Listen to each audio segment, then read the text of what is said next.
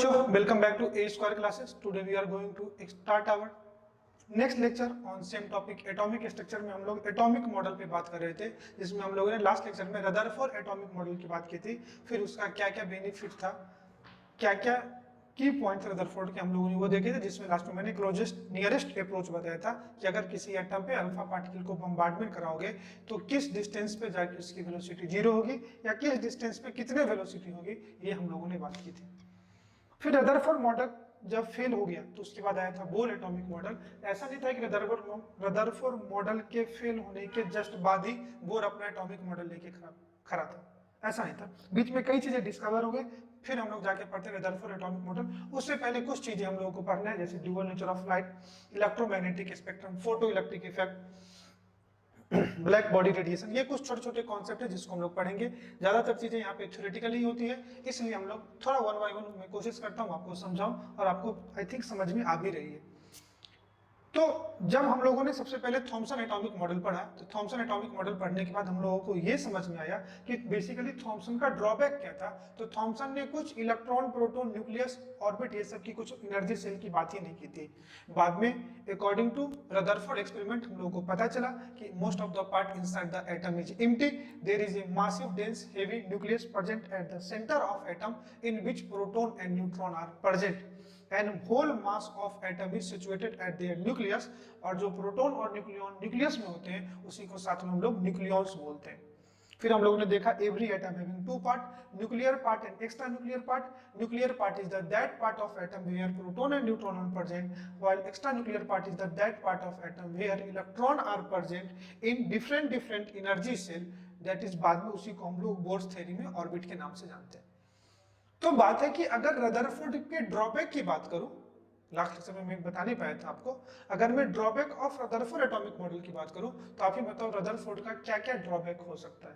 तो अगर मैं रदरफोर्ड के ड्रॉबैक की बात करूं तो सबसे पहला लिखना drawback of Rutherford atomic model, drawback of Rutherford atomic model, drawback of Rutherford atomic model, Rutherford atomic model, जिसमें पहले लिखना it could not explain hydrogen spectrum. ये पढ़ेंगे हम लोग, अभी आप लिख लो ड्रॉबैक पे, it could not explain hydrogen spectrum लिखना। According to classical theory of electromagnetism, second drawback में second point, according to classical theory of electromagnetism. Classical theory of electromagnetism किसने दिया था, लिखो given by Maxwell, given by Maxwell, given by Maxwell। If a charged particle revolve around another charged particle, because nucleus भी positively charged है, electron खुद negatively charged है। If a charged particle revolve around another charged particle, it loses its energy, it loses its energy, it loses its energy, hence energy of electron decreases continuously, hence energy of electron decreases continuously।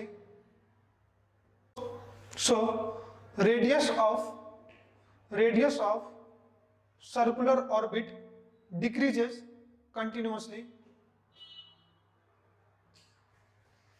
so radius of circular orbit decreases continuously, and finally electron fall into nucleus, and finally electron falls into nucleus।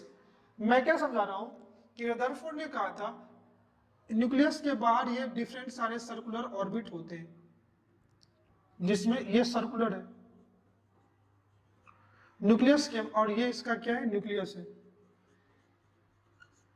लेकिन Maxwell ने कहा, Maxwell की एक theory हम लोग पढ़ेंगे electromagnetic wave, जहां पे पढ़ेंगे इलेक्ट्रोमैग्नेटिक रेडिएशन। उन्होंने कहा था अगर कोई चार्ज पार्टिकल किसी दूसरे चार्ज पार्टिकल के अराउंड रिवॉल्व कर रहा है तो वो कंटिन्यूअसली अपना एनर्जी रेडिएट करेगा, मतलब एनर्जी लॉस करेगा।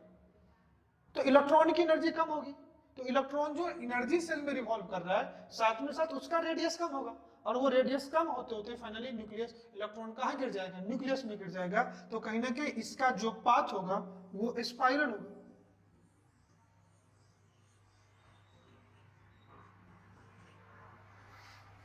और ये जो पाथ होगा ये क्या होगा, स्पाइरल। तो रदरफोर्ड इसको एक्सप्लेन नहीं कर पाए थे, that is the drawback of Rutherford atomic model, that is your drawback of Rutherford atomic model. इतनी सारी चीज समझ में आ गई, क्लियर। तो हम लोग बोर्ड्स मॉडल पे थोड़ा रुक के पढ़ेंगे, उससे पहले कुछ छोटे छोटे कॉन्सेप्ट है उसको हम लोग वन बाय वन क्लियर करते हैं। हेडिंग डालिए एटॉमिक नंबर या मास नंबर, हेडिंग डालिए, नेक्स्ट हेडिंग एटॉमिक नंबर और मास नंबर। स्टार्ट करता हूं, एटॉमिक नंबर देन हम लोग पढ़ेंगे मास नंबर। अगर मैं एटॉमिक नंबर की बात करूं तो atomic number of any element is equal to number of present inside the atom. अगर मैं एटम के एटॉमिक नंबर की बात करूं तो ये होता है, it is equal to number of proton present in an. तो किसी भी एक दो एटम का सेम एटॉमिक नंबर कभी नहीं हो सकता है, दैट मीन्स किसी भी दो एटम में नंबर ऑफ प्रोटॉन कभी सेम नहीं होंगे। अब ध्यान से देखो, अब ध्यान से समझना कि ये कोई एटम है और एटम के बाहर ये उसका ऑर्बिट है। ऑर्बिट बोर में जाके पढ़ेंगे, इसको हम बोल सकते हैं रदरफोर्ड के अकॉर्डिंग एनर्जी सेल है। और ये इसका क्या है, न्यूक्लियस है। अगर इसके न्यूक्लियस की बात करूं तो न्यूक्लियस में दो चीजें प्रेजेंट है, एक प्रोटॉन प्रेजेंट है और दूसरा अगर मैं बात करूं तो दूसरा न्यूट्रॉन प्रेजेंट है। प्रोटॉन एंड न्यूट्रॉन, जो प्रोटॉन है वो पॉजिटिवली चार्ज है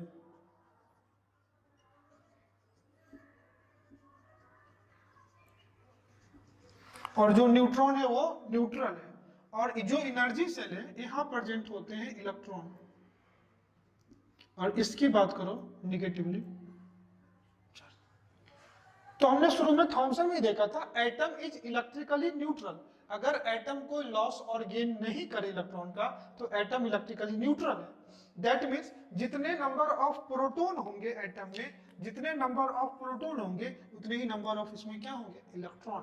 तो मैं दूसरा पॉइंट कह सकता हूं यहां पे, if atom is electrically neutral, अगर एटम इलेक्ट्रिकली न्यूट्रल है तो इसमें जो नंबर ऑफ प्रोटॉन है नंबर ऑफ इलेक्ट्रॉन के क्या होगा, बराबर होगा। If atom is electrically neutral then number of proton is equal to number of electron. इतनी बातें समझ में आ गई। एटॉमिक नंबर, तो ये नंबर ऑफ प्रोटॉन के हमेशा इक्वल होगा। If atom is electrically neutral then that case number of electron is equal to number of proton. तो मैं कह सकता हूं एटॉमिक नंबर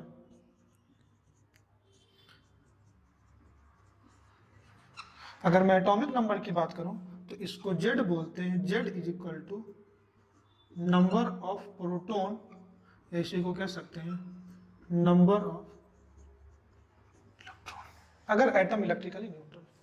और न्यूक्लियस में जो प्रोटॉन और न्यूट्रॉन होता है इन दोनों को एक साथ कहते हैं न्यूक्लियॉन्स।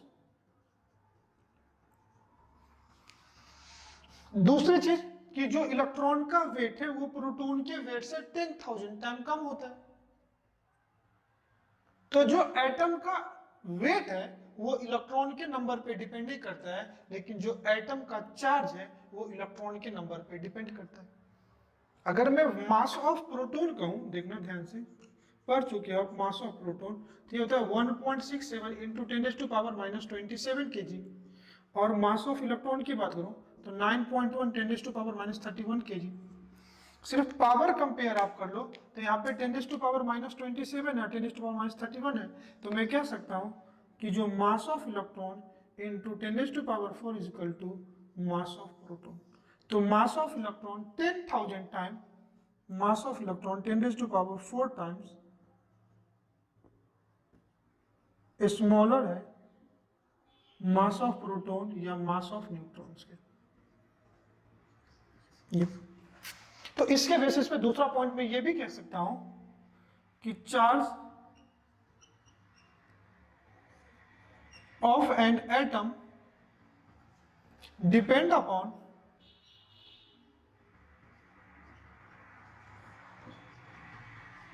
Number of electron. तो अगर एटम इलेक्ट्रिकली न्यूट्रल है तो जो उसका एटॉमिक नंबर है वो नंबर ऑफ प्रोटॉन के बराबर होगा और नंबर ऑफ इलेक्ट्रॉन के बराबर होगा। लेकिन जो चार्ज ऑफ एन एटम है वो डिपेंड करेगा नंबर ऑफ इलेक्ट्रॉन पे, लेकिन मास नंबर ऑफ न्यूक्लियॉन्स पे। तो मैं कह सकता हूं इसका दो केस बनेगा। तो क्या होगा, या तो एटम इलेक्ट्रॉन का लॉस कर सकता है या तो एटम इलेक्ट्रॉन का क्या कर सकता है, गेन हो सकता है। मतलब जब भी charge of atom depend upon transfer of electron, अगर मैं लिखूं तो कह सकता हूं चार्ज ऑफ एटम किस पे डिपेंड करेगा, ट्रांसफर ऑफ इलेक्ट्रॉन। तो ट्रांसफर ऑफ इलेक्ट्रॉन की बात करोगे तो पहला क्या हो सकता है, लॉस ऑफ इलेक्ट्रॉन, और दूसरा क्या हो सकता है, gain of electron. Loss of electron की बात करोगे तो लॉस ऑफ इलेक्ट्रॉन से क्या बनेगा, कैटाइंस, और गेन ऑफ इलेक्ट्रॉन से क्या बनेगा, एनाइंस। एनाइंस मतलब इलेक्ट्रॉन पे निगेटिवली चार्ज आएंगे और कैटाइन मतलब इलेक्ट्रॉन एलिमेंट पे पॉजिटिवली चार्ज आएंगे।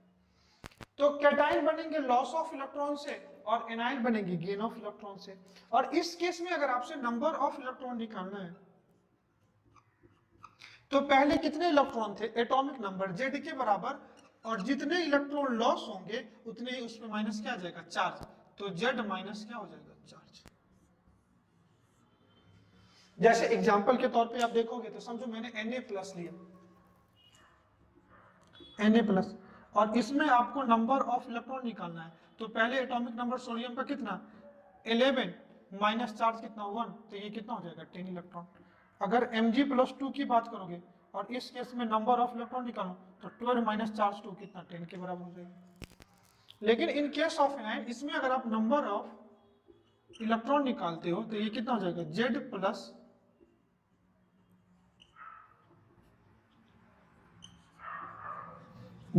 चार्ज।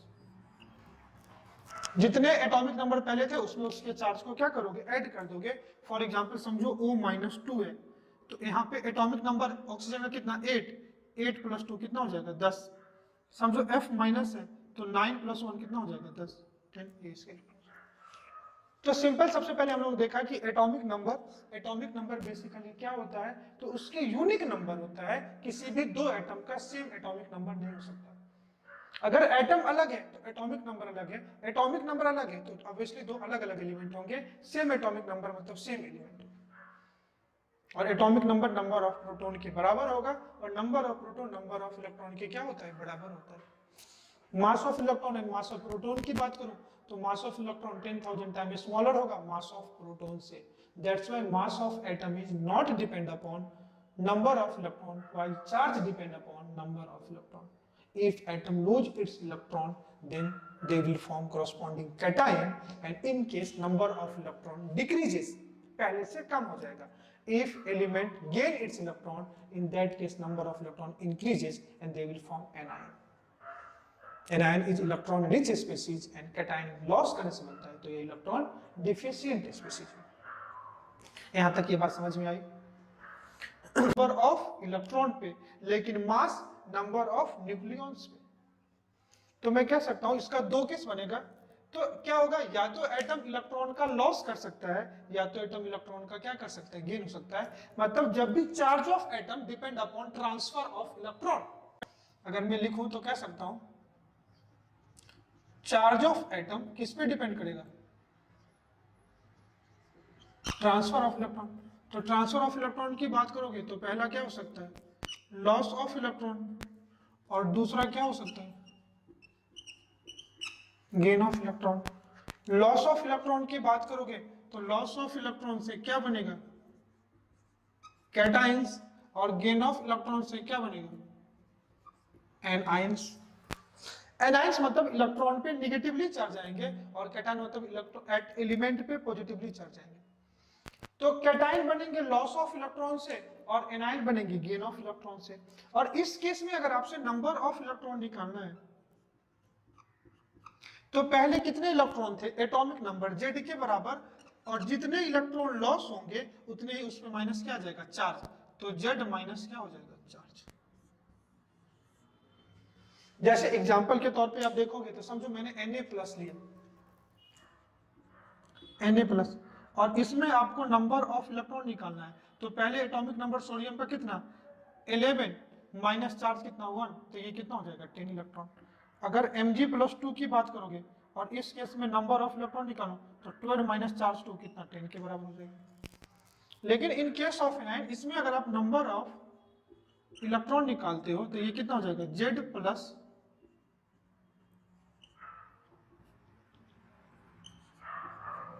Z+ charge. जितने एटॉमिक नंबर पहले थे उसमें उसके चार्ज को क्या करोगे ऐड कर दोगे। फॉर एग्जांपल समझो O-2 है तो यहाँ पे एटॉमिक नंबर ऑक्सीजन का कितना 8 + 2 कितना हो जाएगा 10। समझो F- है तो 9 + 1 कितना हो जाएगा 10 10 ये इसके। तो सिंपल सबसे पहले हम लोग देखा कि एटॉमिक नंबर बेसिकली क्या होता है, तो उसकी यूनिक नंबर होता है। किसी भी दो एटम का सेम एटॉमिक नंबर नहीं हो सकता। अगर एटम अलग है तो एटॉमिक नंबर अलग है, एटॉमिक नंबर अलग है तो ऑब्वियसली दो अलग अलग एलिमेंट होंगे। सेम एटॉमिक नंबर मतलब सेम एलिमेंट। और एटॉमिक नंबर ऑफ प्रोटॉन के बराबर होगा और number of proton number of electron के क्या होता है बराबर होता है। Mass of electron and mass of proton की बात करूं तो mass of electron 10,000 time smaller होगा मास ऑफ प्रोटॉन से। That's why mass of atom is not depend upon number of electron while charge depend upon number of electron. If atom lose its electron, then they will form corresponding cation, and in case number of electron decreases, पहले से कम हो जाएगा। If element gain its electron, in that case number of electron increases, and they will form anion. Anion is electron rich species, and cation loss करने से बनता है, तो ये electron deficient species है। यहाँ तक ये बात समझ में आई। Represented by ये इसी को क्या बोलते हैं एटॉमिक मास। मास नंबर और एटॉमिक मास ज्यादातर मैं भी बोला था कि सेम होते हैं, लेकिन थोड़ा सा आप समझना डिफरेंस क्या होता है। मास नंबर क्या होता है कि आप समझो एटम का मास किस पे डिपेंड करता है, तो नंबर ऑफ न्यूक्लियॉन्स पे न्यूक्लियस पे डिपेंड करता है। और न्यूक्लियस में प्रेजेंट होते हैं proton and neutron, that means mass number is equal to number of proton and number of neutron. तो अगर मैं मास नंबर की बात करूं, mass number is equal to number of proton plus number of neutron। और जो number of proton and number of neutron है उसी को क्या बोलते हैं number of, because mass of the atom depend upon nucleus of an atom. मैं कह सकता हूं that is mass depend upon nuclear particle. अगर मास नंबर की बात करूं, मास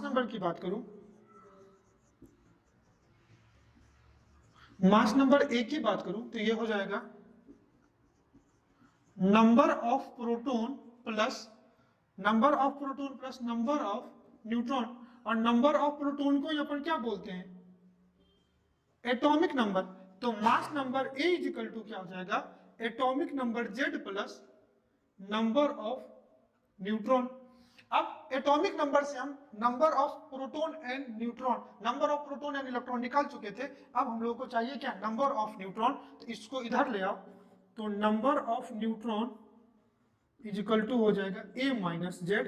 ए क्या है मास नंबर, जेड क्या है एटॉमिक नंबर, तो अपन कह सकता हूं मास नंबर माइनस एटॉमिक नंबर। आप ये भी कह सकते हो। अब ध्यान से समझना, मास नंबर तो प्रोटॉन एंड न्यूट्रॉन के बराबर है, मास नंबर तो प्रोटॉन एंड न्यूट्रॉन के बराबर है। और प्रोटॉन जब भी होगा तो इंटीजर में होगा, न्यूट्रॉन जब भी होगा तो इंटीजर में होगा। तो मास नंबर जब भी होगा ये होल नंबर होगा, it is always whole number. ध्यान से देखना, तो जो मास नंबर है ये ऑलवेज मास नंबर ये ऑलवेज क्या होगा होल नंबर होगा। एक एग्जांपल के तौर पे मैं बात करूं तो क्लोरीन, इसका वेट की बात करते हो तो 35.5 that is your atomic weight. तो एटॉमिक वेट आप देखते हो कि पीरियोडिक टेबल में देखो हमेशा आप ज्यादातर आपको फ्रैक्शन में ही मिलता है। दैट मींस ये आप जानते हैं, हम लोग मोल पढ़ चुके हैं, ये जानते हैं that is average atomic mass of chlorine. तो mass number and atomic number is nearly same, but basic difference is that कि mass number is always whole number while atomic number is not always whole number, it may be fraction and whole number. और usually ये आपको fraction में ही मिलेगा। आप एक point लिखना, मास number and atomic number is nearly same, mass number and atomic mass is nearly same, while main difference is that mass number is always a whole number, while atomic mass it may be whole number, or ऐसे लिखना always not be whole number, it may be integer, or it may be in integer fraction also। इतना तक समझ में आया? तो अपन number of electron कैसे निकालेंगे? तो अगर एटम न्यूट्रल है तो एटॉमिक नंबर के बराबर होगा, प्रोटॉन हमेशा एटॉमिक नंबर के बराबर होगा, और neutron atomic weight minus atomic number या mass number minus atomic number के बराबर होगा। जो न्यूक्लियस न्यूक्लियॉन में जो मास नंबर और एटॉमिक नंबर है उसी के डिफरेंस से क्या होगा? बराबर होगा। एंड प्रोटॉन और न्यूट्रॉन के नंबर को ऐड कर दो तो आपको क्या निकल जाएगा? Mass number. तो हम लोग केमिस्ट्री में ज्यादातर एटॉमिक वेट यूज करते हैं। जब आप फिजिक्स में मॉडर्न फिजिक्स पढ़ोगे या न्यूक्लियर केमिस्ट्री जब मैं पढ़ाऊंगा तब मास नंबर हम लोग ज्यादातर यूज करते हैं। जनरली हम लोग अपने सिलेबस में एटॉमिक नंबर ही यूज करते हैं। तो हम लोगों ने दो चीज देखा, atomic number and mass number. थोड़ा सा एक हेडिंग डालना, representation of an element, representation of an element. अगर एलिमेंट के एक तो कोई भी एक एलिमेंट है एक्स जिसका ये एटॉमिक नंबर और ये क्या हो जाएगा? Mass number. ये x क्या है? एनी एलिमेंट,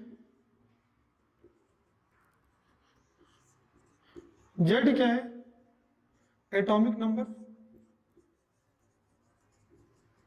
और a क्या है? Mass number. जैसे एग्जांपल के तौर पे लिखोगे तो अगर मैं सोडियम बोलूं तो आपको खुद याद होना चाहिए 23, ऑक्सीजन बोलूं ये सब 8 एंड 16, मैग्नीशियम बोलूं 12 एंड 24, नाइट्रोजन बोल दूं 7 एंड 14, लोग ऐसे भी लिख देते हैं। तो ये अपना क्या था? Representation of element. इसी पे बेस्ड आपको काफी छोटे छोटे क्वेश्चन भी मिलते हैं, कभी कभी छोटे नीट वगैरह में भी पूछ देते हैं, या आपको एनसीईआरटी मिलेंगे। आइए इसी कॉन्सेप्ट पे बेस्ड आपको मैं क्वेश्चन करा देता हूँ। Calculate number of electron, proton and neutron, calculate number of electron, proton and neutron of the following, लोग वही क्वेश्चन करने वाले थे। Calculate number of electron, proton and neutron, atom का सिंबल गिवन था, नंबर गिवन था, एटॉमिक नंबर, मास नंबर आपको पता है। इसी के बेसिस पे हमने एक टेबल फॉर्म में क्वेश्चन दिया, कंप्लीट द टेबल। अब क्वेश्चन से पहले हेडिंग डाल देना, कंप्लीट द टेबल। नाइट्रोजन है, कैल्शियम आयन है, ऑक्सीजन एटम है, ब्रोमाइड आयन है, सोडियम आयन है। एटम और आयन में डिफरेंस समझना। नाइट्रोजन एटम है मतलब यहाँ पे नाइट्रोजन की बात है, कैल्शियम आयन तो Ca+2 आयन, ऑक्सीजन एटम मतलब ऑक्सीजन O की बात है, ब्रोमाइड आयन तो Br- की बात है, सोडियम आयन तो Na+ की बात है। अब नाइट्रोजन के लिए नंबर ऑफ इलेक्ट्रॉन 7 है और नाइट्रोजन एटम न्यूट्रल के फॉर्म में है, तो नंबर ऑफ इलेक्ट्रॉन अगर 7 है तो प्रोटॉन भी कितना होगा? 7। और प्रोटॉन 7 है तो एटॉमिक नंबर कितना होगा? 7, और mass number proton plus neutron कितना के बराबर हो जाएगा? 14। सेकंड केस में देखो, calcium ion, number of neutron कितना है? 20, एटॉमिक नंबर कितना है? 20। अब एटॉमिक नंबर के बराबर क्या होगा? नंबर ऑफ प्रोटॉन कितना? 20। और इस केस में इलेक्ट्रॉन देखो, पहले number of electron number of proton के बराबर होगा और number of proton atomic number के बराबर होगा, लेकिन in case of cation charge क्या हो जाएगा? माइनस। तो यहाँ पे मैं लिख देता हूँ इलेक्ट्रॉन 20 - 2 कितना? 18 के बराबर होगा। अब आ जाओ मास नंबर, तो mass number proton plus neutron 20 कितना? 40 के बराबर। Second question, oxygen atomic number 8, तो नंबर ऑफ प्रोटॉन भी कितना? 8, ऑक्सीजन न्यूट्रल एटम है तो इलेक्ट्रॉन भी कितना? 8, और न्यूट्रॉन की बात करोगे तो mass number minus atomic number 16 - 8 कितना हो जाएगा? 8। ब्रोमाइड आयन की बात कर लो तो इलेक्ट्रॉन कितना है? 36, तो एनायन में एटॉमिक नंबर से एक ज्यादा इलेक्ट्रॉन्स होता है तो एटॉमिक नंबर कितना होगा? 35, तो ये भी कितना होगा? 35, और इन दोनों को आप ऐड कर दो तो 35 और 45 कितना हो जाएगा? 80। नेक्स्ट क्वेश्चन, सोडियम आयन के लिए नंबर ऑफ इलेक्ट्रॉन कितना है? 12, तो चलो थोड़ा सा करेक्शन है, ये वैल्यू 12 है, ये वैल्यू 10 है। सोडियम आयन के केस में देख लो, नंबर ऑफ न्यूट्रॉन 12 गिवन है, चलो उसको मैं हटा देता हूँ। नंबर ऑफ न्यूट्रॉन 12 है, इलेक्ट्रॉन कितना है? 10। सोडियम में एटॉमिक नंबर में से एक माइनस होकर क्या गया? तो इलेक्ट्रॉन कितने हैं? 10, तो प्रोटॉन कितने होंगे? एक ज्यादा 11, तो एटॉमिक नंबर कितने होंगे? 11, और mass number proton plus neutron कितना के बराबर होगा? 23। तो इस टाइप से एटम हो या आयन हो उसके केस में आप इलेक्ट्रॉन प्रोटॉन न्यूट्रॉन निकाल सकते हो। अगर मॉलिक्यूल के फॉर्म में है तो भी आप निकाल सकते हो। तो नेक्स्ट जो क्वेश्चन मैं करा रहा हूं मॉलिक्यूल के केस में, मॉलिक्यूल न्यूट्रल भी हो सकता है और आयन के फॉर्म में हो सकता है। तो क्वेश्चन अपना वही है, calculate number of electron proton और न्यूट्रॉन ऑफ द फॉलोइंग। तो आइए मैं आयन पे कराता हूं, मॉलिक्यूलर आयन के केस में। ये टेबल आपको समझ में आया होगा हमने किस बेसिस पे की। ओके, आइए नेक्स्ट क्वेश्चन देखते हैं। Calculate number of electron proton of neutron in sulphate ion, phosphate ion, ammonium ion and chromide ion. Ion देख लो, सल्फेट आयन किसको बोलते हैं? SO4-2, phosphate ion PO4-3, ammonium ion.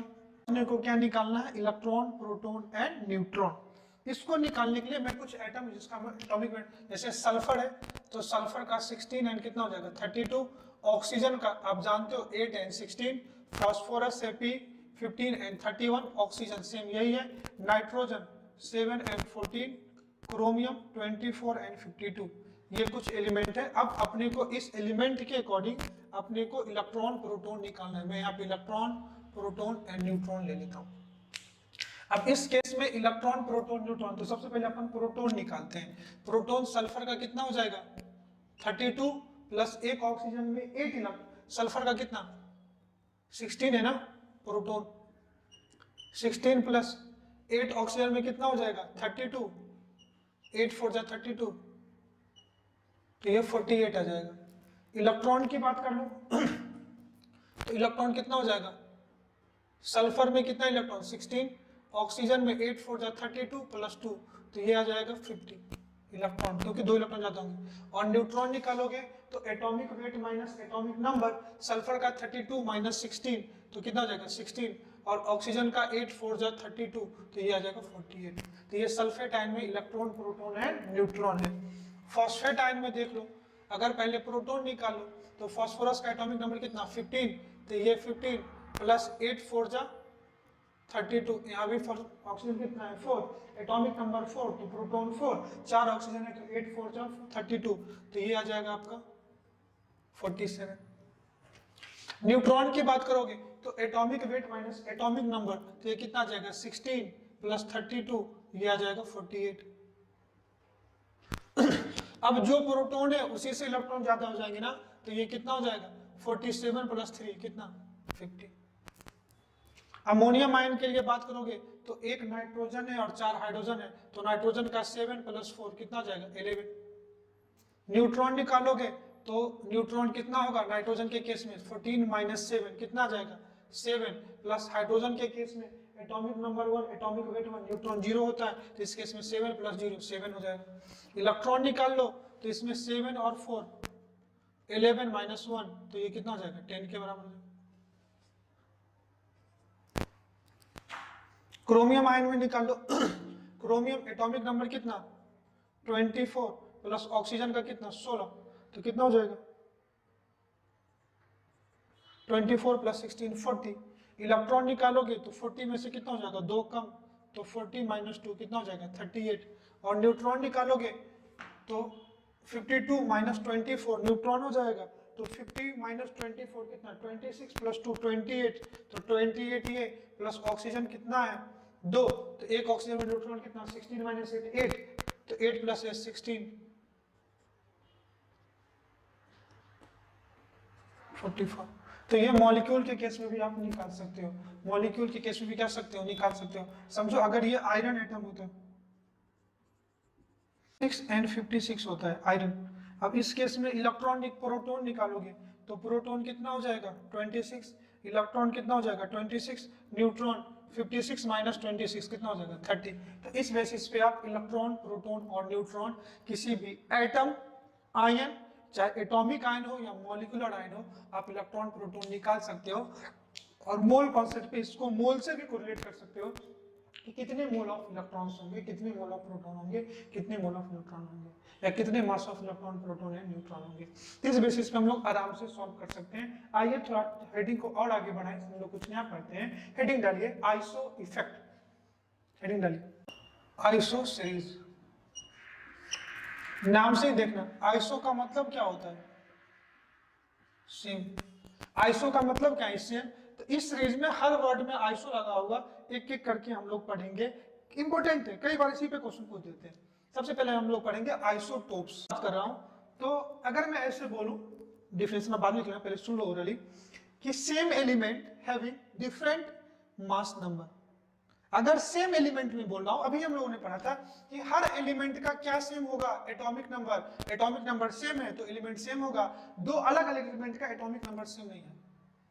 तो अगर मैं सेम एलिमेंट बोलूं या बोलूं atom having same atomic number, दोनों सेम ही है। और एटॉमिक नंबर सेम है, that means number of proton क्या होगा, सेम। तो अगर आपसे मैं बोलूं कि आइसोटोप्स किसको बोलते हैं, वैसे एटम जिनका, वैसे एटम मतलब क्या, एटम सेम हो गया मतलब एटॉमिक नंबर सेम हो गया, मतलब नंबर ऑफ प्रोटॉन सेम हो गया। तो ये प्रॉपर्टी सेम एलिमेंट की है, एक ही एलिमेंट का अलग अलग मास नंबर होगा। ऐसे हम लोग बोल सकते हैं same element having different mass number are called isotopes of each other. आप लिख लो, मैं लिख देता हूं, डिफरेंट मास नंबर। अब देख लो, सेम एलिमेंट का मतलब क्या हुआ कि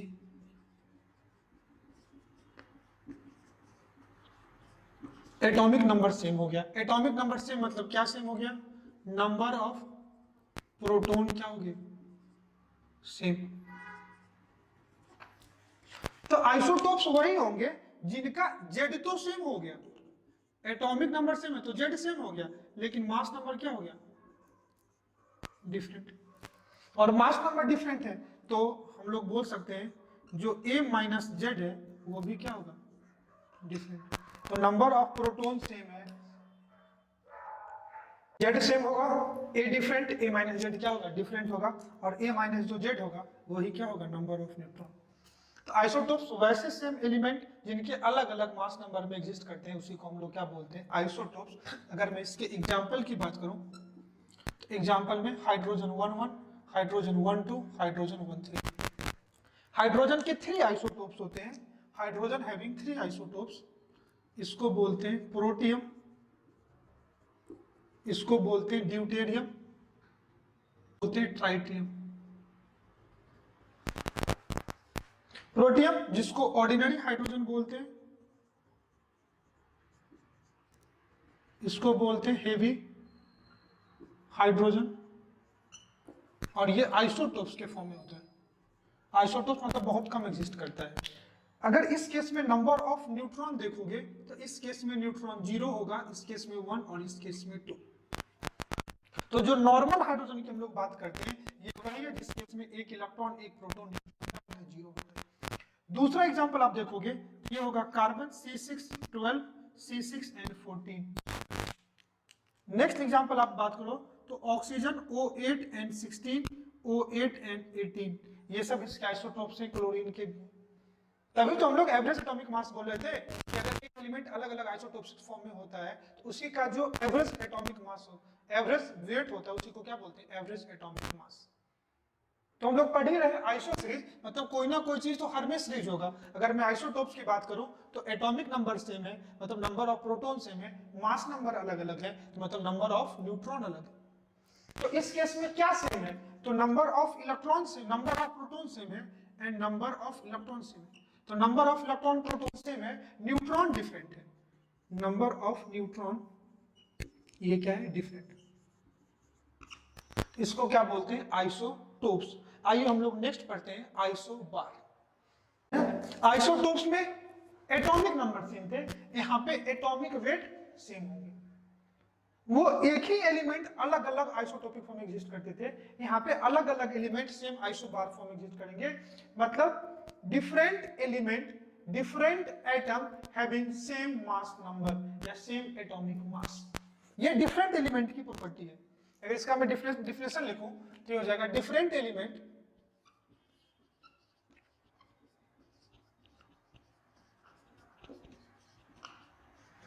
having same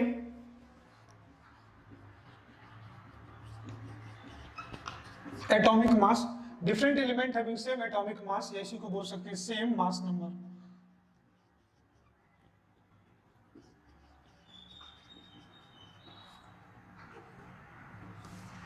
same mass number उसी को क्या बोलते हैं, आइसोबार। आइसोबार किसको बोलते हैं? Different element having same atomic mass या सेम मास नंबर, इसी को हम लोग क्या बोलते हैं? आइसोबार। तो आइसोबार की बात करो तो यहाँ पे एटॉमिक नंबर क्या है? डिफरेंट एलिमेंट है, मतलब एटॉमिक नंबर डिफरेंट होगा। एटॉमिक नंबर डिफरेंट मतलब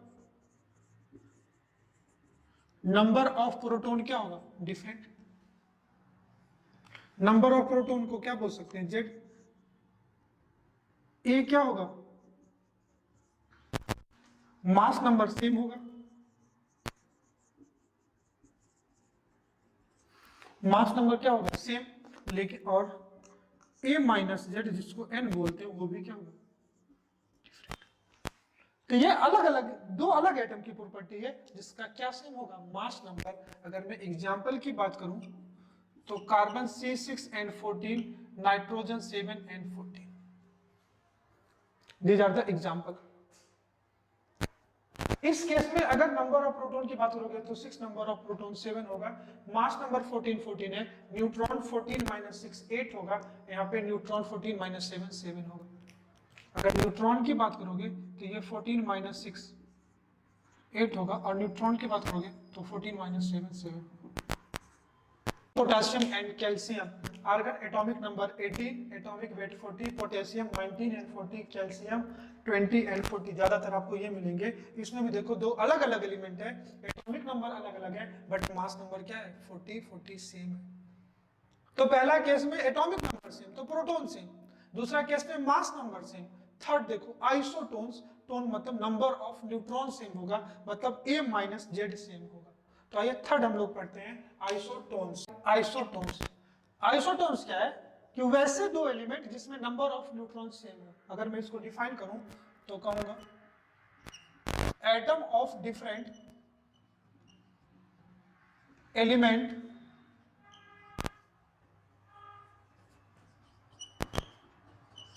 having same number of neutron, atom of different element having same number of neutron, उसको क्या बोलते हैं? आइसोटोन्स। नंबर ऑफ न्यूट्रॉन मतलब क्या? ए इस केस में डिफरेंट है, जेड इस केस में डिफरेंट है, सेम क्या है? ए माइनस जेड क्या है? सेम। ये की पॉइंट है, याद रखना कि वैसे दो एटम जिसमें नंबर ऑफ न्यूट्रॉन सेम है तो उसको हम लोग क्या बोलेंगे? आइसोटोन्स। एग्जांपल में देखो potassium 19 and 39 and potassium 19 and 40, ये बताओ वैसे एलिमेंट जिसका atomic number same, atomic weight अलग अलग, ये आइसोटोप्स है। These are isotopes. अगर मैं बात करूं potassium 19 and 40 and calcium 20 and 40, ये बताओ क्या है? तो दोनों के अलग अलग एटॉमिक नंबर है, मास नंबर सेम है, तो ये आइसोबार है। पहचानो आप। आइसोटोन्स क्या होंगे? तो आइसोटोन्स के लिए नंबर ऑफ न्यूट्रॉन सेम होना चाहिए। तो अगर मैं ले लूं potassium 19 and 39 and calcium 20 and 40, अब देखो ना तो एटॉमिक नंबर सेम ना तो मास नंबर सेम, लेकिन अगर न्यूट्रॉन की बात करोगे तो 39 माइनस 19 20 और 40 माइनस 20, ये कितना हो जाएगा? 20। तो दोनों केस में नंबर ऑफ न्यूट्रॉन सेम है, इसको अपन क्या बोलेंगे? एलिमेंट की प्रॉपर्टी है, ये सेम एलिमेंट की प्रॉपर्टी है। ये डिफरेंट एलिमेंट की प्रॉपर्टी है, सेम एलिमेंट की प्रॉपर्टी है। तो आइसोटोप्स, आइसोबार, आइसोटोन्स। फोर्थ हम लोग पढ़ते हैं आइसो इलेक्ट्रॉनिक, वैसे अलग अलग मॉलिक्यूल, एटम एंड आयन जिसमें सेम नंबर ऑफ इलेक्ट्रॉन है, उसको बोलते हैं आइसो इलेक्ट्रॉनिक्स। कहता है कि वैसे कम एलिमेंट हो, एटम हो, आयन हो, मॉलिक्यूल हो, दोज स्पीसीज। स्पीसीज में क्या क्या हो सकता है? They can be either atom, ions, molecule having same number of not ions, same number of electrons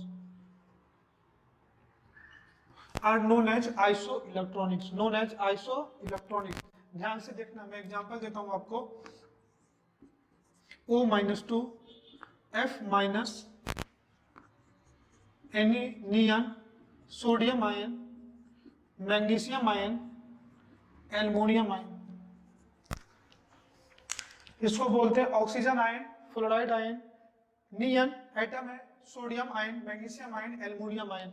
सब केस में अगर सबसे पहले नंबर ऑफ इलेक्ट्रॉन्स लिखते हैं, सबसे पहले नंबर ऑफ प्रोटॉन लिखते हैं या जेड लिखते हैं, जेड या प्रोटॉन। ऑक्सीजन का 8, 9, 10, 11, 12 and 13 and number of electrons लिख लो। ये एटॉमिक नंबर या प्रोटॉन लिखा। इस केस में जेड प्लस चार्ज तो कितना हो जाएगा 10, जेड प्लस चार्ज 9 प्लस 1 10, यहाँ 8 प्लस 2 10, यहाँ पे 10, यहाँ पे 11 माइनस चार्ज 10, 12 माइनस चार्ज 10 और 13 माइनस 3 कितना 10। तो जितने भी मॉलिक्यूल हैं सब में नंबर ऑफ इलेक्ट्रॉन देखो, इसमें भी 10, इसमें भी 10, इसमें भी 10, इसमें भी 10, इसलिए ऑल आर, इसको बोल सकते हैं all are iso electronic species. वैसे एटम, मॉलिक्यूल एंड आयन जिसमें नंबर ऑफ इलेक्ट्रॉन सेम हो उसको क्या बोलेंगे, आइसो इलेक्ट्रॉनिक स्पीसीज। तो आइसो सीरीज में मैंने 4 टर्म्स आपको पढ़ाए, isotopes, isobar, isotone and iso electronics. काफी इंपॉर्टेंट है, कई बार आप प्रीवियस ईयर क्वेश्चन सॉल्व करोगे ना तो नीट वगैरह में आपको जनरली मिल जाएंगे ये सब। Which of the following are isoelectronics? Which of the following are isotopes, isobar, isotones? तो ये समझ में आ गया ना। तो अब तक हम लोग एटॉमिक मॉडल पढ़ रहे थे। एटॉमिक मॉडल में मैं रदरफोर्ड मॉडल कंप्लीट करा चुका था। फिर आपको मैंने बताया क्या, आइसो सीरीज।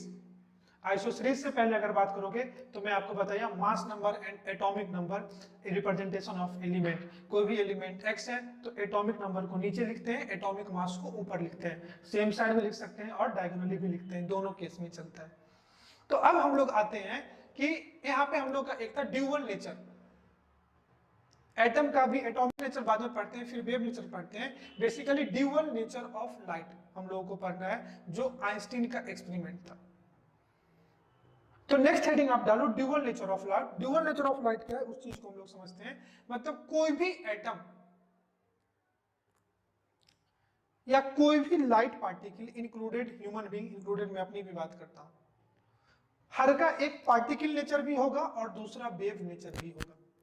पार्टिकल मतलब आप कोई ऑब्जेक्ट समझते हो जिसका कुछ ना कुछ मास है, कुछ ना कुछ वेलोसिटी होगा, जो आप स्ट्रेट लाइन काइनेमेटिक्स में आप 9th में जानते हो, S is equal to ut plus half at square, v is equal to u plus at, v square is equal to u square plus 2as। मतलब क्लासिकल मैकेनिक्स लगा सकते हो, मतलब कोई मास है, किसी वेलोसिटी से फेंको, किसी एक्सेलरेशन से कुछ फोर्स लगेगा। जब आपको समझ में आता है क्योंकि आप उसमें क्लासिकल लॉ लगा सकते हो, किसी मास को किसी एक्सेलरेशन से कुछ फेंको, कुछ ना कुछ उस पर फोर्स लग रहा होगा, या किसी वेलोसिटी से फेंको, ये सब आप जानते हो। लेकिन आप कैसे आइडेंटिफाई करोगे कि वेव क्या है? तो what is the difference between particle nature and wave nature? तो कई सारे एक्सप्लेनेशन है जिसमें समझते हो आप। फिजिक्स में पार्टिकल भी पढ़ते हो, classical physics, and sound wave वगैरह भी पढ़ते हो। ये सब साउंड वगैरह ये सब वेव के फॉर्म में, लाइट वेव ही है। अपने लेवल पे कैसे समझेंगे? तो अगर कोई भी पार्टिकल जिसका मोर देन वन एग्जिस्टेंस है, if particle having more than one existence at a same time, वो वेव होगा। और अगर वो पार्टिकल है तो single existence at a same time, वो पार्टिकल है। अगर मैं इस टाइम में यहां पे हूं तो मैं इस टाइम पे यहां पे नहीं हो सकता। लेकिन ये ट्यूबलाइट का लाइट यहां भी है, यहां भी है, मेरे सर पे भी है, मेरे हैंड पे भी है, मेरे बॉडी पे भी। तो अगर जिसका एक टाइम में एक से ज्यादा एग्जिस्टेंस होगा तो उसको बोलते हैं वेव, और जिसका एक टाइम में सिंगल एग्जिस्टेंस होता है उसको बोलते हैं पार्टिकल। इतना आप अपने नोटबुक में नोट करो। तो पार्टिकल नेचर आपको समझ में आता है। तो वेव जैसे पार्टिकल का कुछ कैरेक्टरिस्टिक प्रॉपर्टी है, मास होगा, वेलोसिटी होगा, करस्पॉन्डिंग कोई एनर्जी होगा, वेलोसिटी होगा, एक्सीलरेशन होगा, टाइम के साथ डिस्टेंस, डिस्प्लेसमेंट चेंज होगा। तो वेव की भी कुछ कैरेक्टरिस्टिक प्रॉपर्टी है। तो आइए हम लोग इसमें पढ़ते हैं। ड्यूअल नेचर को समझने के लिए पहले हम लोग पढ़ते हैं कैरेक्टरिस्टिक ऑफ वेव। तो हेडिंग अपना यही रहेगा, हेडिंग अपना यही रहेगा, dual nature of light. Dual nature मतलब क्या? एक पार्टिकल नेचर होगा, एक वेव नेचर होगा। ड्यूअल नेचर का मतलब ही होगा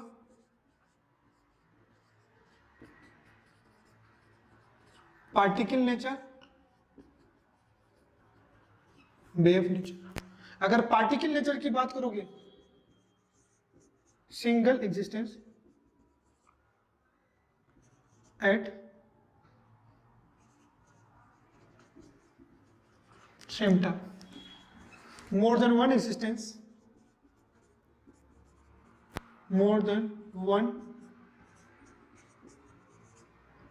at, तो पार्टिकल की कुछ कैरेक्टरिस्टिक प्रॉपर्टी होगी, इसका कुछ कैरेक्टरिस्टिक प्रॉपर्टी होगा। लाइक पार्टिकल है तो कुछ ना कुछ मास होगा बेटा, कुछ ना कुछ वेलोसिटी होगा, एक्सेलरेशन होगा, डिस्टेंस, डिस्प्लेसमेंट होगा, कुछ ना कुछ एनर्जी होगा। लेकिन अगर वेव है तो वेव की भी कुछ ना कुछ क्या होगा। और अगर कैरेक्टरिस्टिक प्रॉपर्टी ऑफ वेव की बात करते हो तो वेव को पहले हम लोग देखते हैं रिप्रेजेंट कैसे करते हैं, रिप्रेजेंटेशन ऑफ वेव। अगर मैं इसकी रिप्रेजेंटेशन की बात करूं, रिप्रेजेंटेशन ऑफ वेव की बात करूं तो वेव को हम लोग ऐसे रिप्रेजेंट करते हैं, ये वाई एक्सिस है, ये एक्सिस और ये भी पॉइंट है। ऐसे हम लोग वेव को रिप्रेजेंट करते हैं।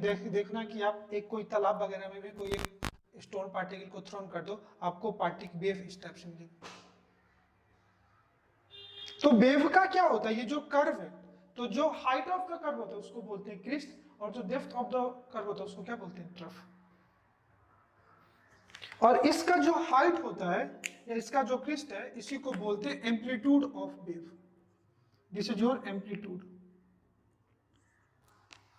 तो एक वेव जहां से चला और वहीं पे पहुंचा। अगर मैं इस वेव को अगर फिर से देखो पेन चला रहा हूं, ये एक कंप्लीट होता है, एक फुल वेव।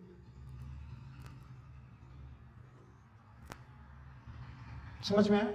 इसी को क्या बोलते हैं, वेव। अगर वेव यहां से चलता तो यहां पहुंचता, तो दो कंजुगेटिव क्रिस्ट के बीच का जो डिस्टेंस होगा उसी को बोलते हैं वेवलेंथ लैम्डा। मैं वन बाय वन सब पढ़ाऊंगा, ध्यान से समझ रिप्रेजेंटेशन में। ये क्या होता है, लैम्डा। या दो कंजुगेटिव ट्रफ के जो बीच का डिस्टेंस होगा ना, इसी को क्या बोलते हैं, लैम्डा। इसी को बोलते हैं वेवलेंथ। जो height of crest and depth of trough होता है उसी को क्या बोलते हैं, एम्पलीट्यूड ऑफ वेव। तो वेव का जो कैरेक्टरिस्टिक प्रॉपर्टी है, इसमें पहले हम लोग देखेंगे वेवलेंथ, दूसरा देखेंगे एम्पलीट्यूड, तीसरा देखेंगे फ्रीक्वेंसी, चौथा देंगे वेलोसिटी, पांचवा देखेंगे वेव नंबर।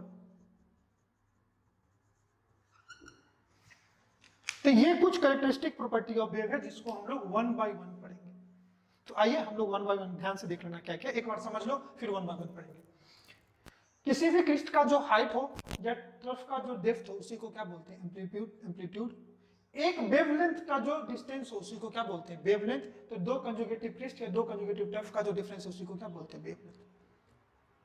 एक ही वेव, कोई भी पॉइंट आप ले लो और इस पॉइंट के अप्रॉक्स कितना वेव पर सेकंड क्रॉस किया, कितना वेव पर सेकंड क्रॉस किया, कितना वेव पर सेकंड क्रॉस किया, इसी को बोलते हैं फ्रीक्वेंसी ऑफ वेव। इसी को क्या बोलते हैं, फ्रीक्वेंसी एंड वेव। एंड किसी भी पर यूनिट टाइम में कोई वेव कितना डिस्टेंस ट्रेवल किया, इसी को बोलते हैं वेलोसिटी। समझ में आया ना? और रेसिप्रोकल ऑफ वेवलेंथ उसी को क्या बोलते हैं, वेव नंबर। तो आइए वन बाय वन हम लोग स्टार्ट करते हैं। ड्यूअल नेचर ऑफ लाइट में हम लोग पार्टिकल नेचर और वेव नेचर को देख रहे हैं। और अगर कैसे समझेंगे वेव है, तो वेव का कुछ ना कुछ कैरेक्टरिस्टिक प्रॉपर्टी होगा बच्चों। और कैरेक्टरिस्टिक प्रॉपर्टी क्या क्या हो सकता है, तो they can be either wavelength, amplitude, frequency, wave velocity and wave number. इसी 5 टर्म को मैं वन बाय वन पढ़ता हूँ, ठीक है? फिर इलेक्ट्रोमैग्नेटिक स्पेक्ट्रम पे आज तो नहीं, कल के लेक्चर पे हम लोग आ जाएंगे। आज यहाँ कंप्लीट कर करते हैं।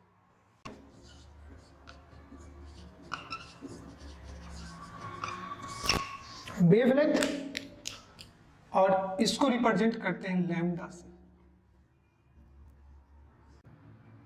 ये वेवलेंथ, और ये इसको डिफाइन क्या करते हैं, लिख लेना definition. Wavelength represented by lambda, distance between any two conjugative, distance between any two conjugative crest or trough is known as wavelength of wave, is known as wavelength of wave. Distance between any two conjugative crest and trough is known as wavelength of wave, known as wavelength of wave. तो ये भी तो दो Christ and trough के बीच का distance ही है ना, तो इसका SI यूनिट्स क्या हो जाएगा? अगर मैं इसके SI यूनिट की बात करूं तो ये मीटर होता है, लेकिन कोई भी वेव इतना लंबा होगा नहीं कि वेवलेंथ मीटर में होगा, तो जनरली हम लोग इसको रिप्रेजेंट करते हैं, बट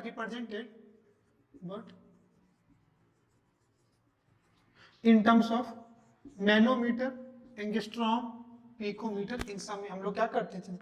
और आपको बता चुका हूं कि फिर से बता देता हूं, 1 मीटर की बात करोगे तो 10⁹ नैनोमीटर होता है।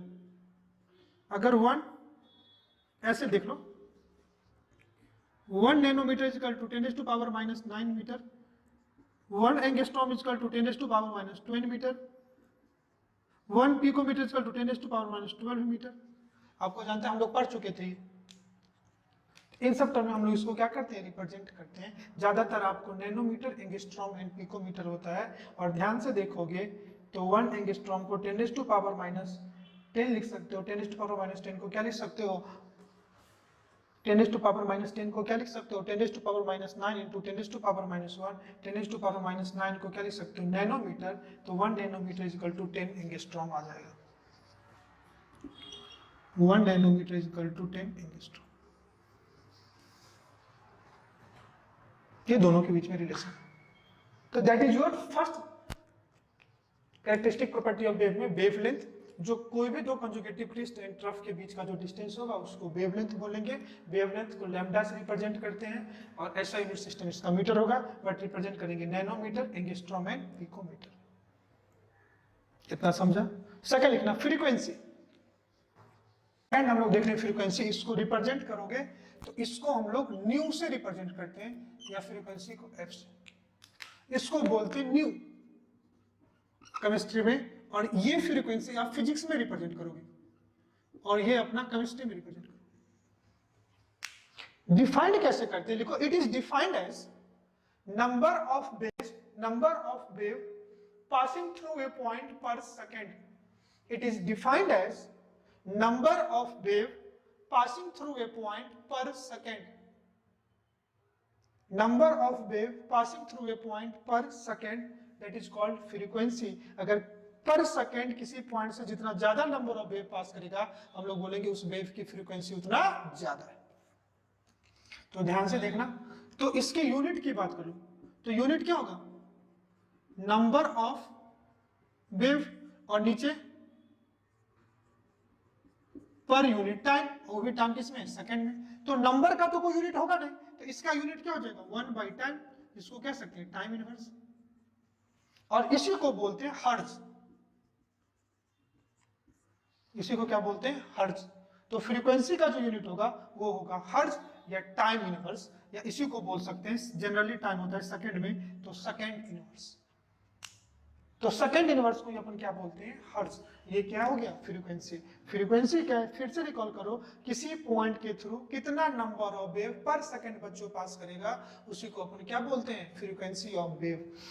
तो ऊपर नंबर ऑफ वेव, नंबर का तो कोई यूनिट ही नहीं होगा, लेकिन पर सेकंड तो नीचे टाइम सेकंड होगा, तो 1/सेकंड, इसी को सेकंड इनवर्स बोलेंगे, इसी को क्या बोलेंगे? हर्ट्ज। सिंपल टाइम इनवर्स इसका क्या हो जाएगा? शॉर्ट में हम लोग HZ भी लिखते हैं। क्या लिखते हैं? HZ। हर्ट्ज को शॉर्ट में लिखते हैं HZ, या इसी को बोलते हैं साइकिल पर सेकंड। ये सिंपली है। थर्ड हम लोग पढ़ेंगे amplitude. Amplitude of a wave. Third is your amplitude.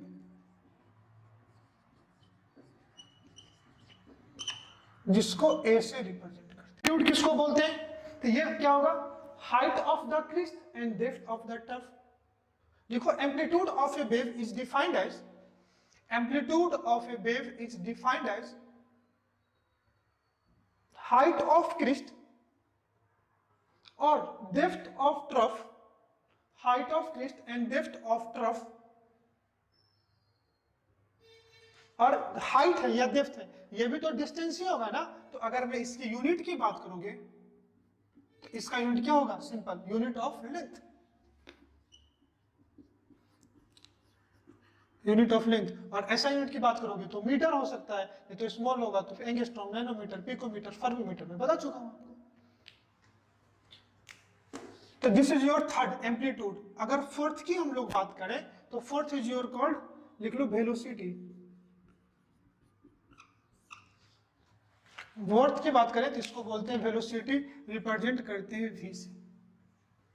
Define कर लो, linear distance travel by a wave, it is defined as linear distance travel by a wave, linear distance travel by a wave, linear distance travel by a wave per second, linear distance travel by a wave per second. तो value represented किससे, and represented by v, it is defined as linear distance travel by wave per second. तो इसका unit क्या हो जाएगा, ऊपर distance या तो मीटर में होगा तो मीटर पर सेकेंड लोगे, अगर सेंटीमीटर में होगा तो सेंटीमीटर पर सेकेंड लोगे। Distance travel by wave per second, तो लेंथ बाय टाइम हो जाएगा, तो ऊपर डिस्टेंस मीटर पर सेकेंड और सेंटीमीटर पर सेकेंड में लोगे, या इसको ऐसे भी लिख सकते हो।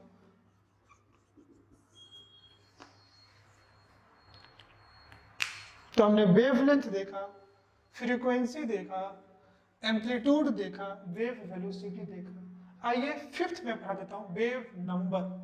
वेव नंबर बोलते हैं वेव नंबर। वेव नंबर क्या देखना, फ्रीक्वेंसी था number of wave passing through a point per second. Velocity of wave क्या था, linear distance travel by a wave per second. Wave number बोलते हैं कि अगर मैं 1 मीटर लेंथ लूं तो उसमें कितने वेव मिलेंगे, that is called wave number. देखो, it is defined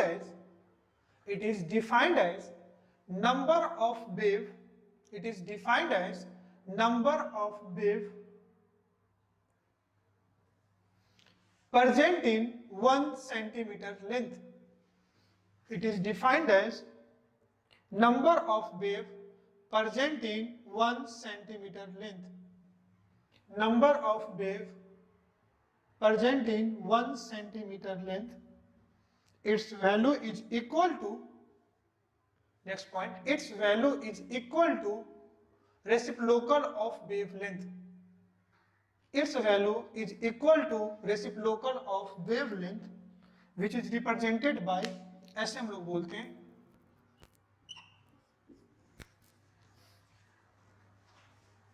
which is represented as nu bar। इसको पढ़ते हैं न्यू बार। और ये जो न्यू बार है जिसको वेवलेंथ बोलते हैं, ये 1/लैम्डा के बराबर होगा। लैम्डा क्या था, वेवलेंथ, तो इसका यूनिट क्या होगा,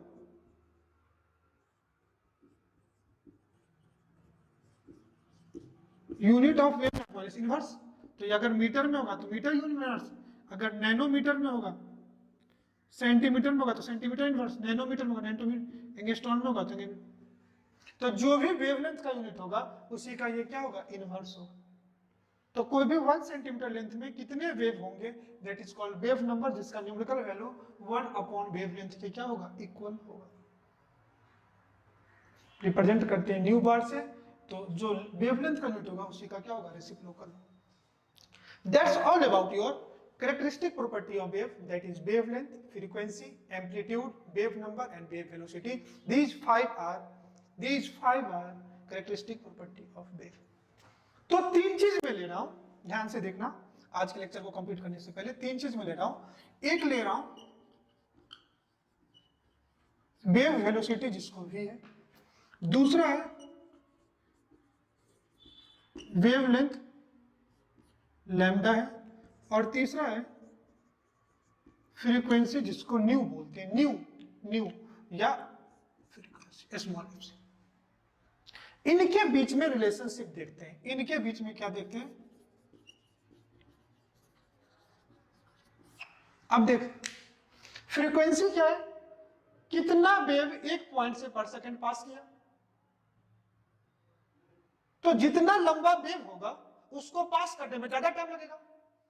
और एक वेव का लेंथ कितना है, सोचो, एक वेव का लेंथ कितना है, तो distance between 2 conjugative crest and depth, trough के बीच का जो डिस्टेंस है उसी को वेवलेंथ बोलते हैं। तो that is your length of wave, distance between any 2 conjugative crest and trough. Frequency is number of wave passing through a point per second.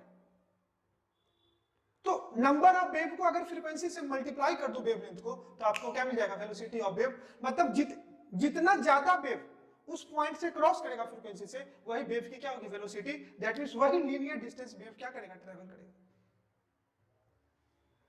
अगर मैं इसको बोलूं तो wave velocity is linear distance traveled by a wave per unit time per second, number of wave passing through a point per second, and wavelength is length of wave. तो अगर length of wave को मैं multiply कर दूं उसके frequency से तो मुझे क्या निकल जाएगा, वेलोसिटी ऑफ वेव.